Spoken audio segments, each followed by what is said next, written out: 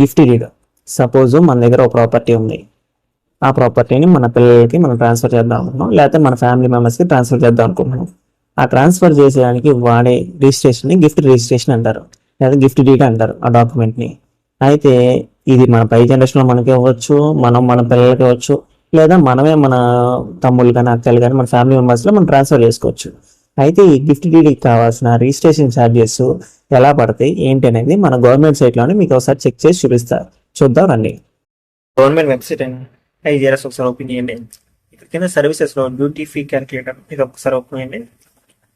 ఇక్కడ type of registration, type of registration select చేసుకున్నప్పుడు gift select చేసుకోండి. ఈ గిఫ్ట్ అనేది మనం మన పిల్లలకి ఇవ్వచ్చు, లేకపోతే మన 5 జనరేషన్లో మనకి ఇవ్వచ్చు. సో ఇక్కడ మన family members gift settlement of family member ఇది ఒకసారి సెలెక్ట్ చేసుకోండి. ఇక్కడ టోటల్ కన్సిడరేషన్ ఇవ్వండి. సపోజ్ నేను 10 lakhs తీసుకుంటున్నాను. ఓకేనా, మీకు అక్కడ ఉన్న గవర్నమెంట్ వాల్యూ ప్రకారం ఎంటర్ చేయండి. మీకు దాని ప్రకారం ఛార్జెస్ వస్తాయి. ఇక్కడ సపోజ్ 10 lakhs మనకి ఎంత అవుతుంది, 25,500. అంటే అప్రాక్స్గా మనం 2.55% మనం రిజిస్ట్రేషన్ ఛార్జెస్ పే చేస్తాం. దీనికి గిఫ్ట్ డీడ్కి మనం పే చేసి రిజిస్ట్రేషన్ ఛార్జెస్ సుమారు 2.55% అప్రాక్సిమేట్.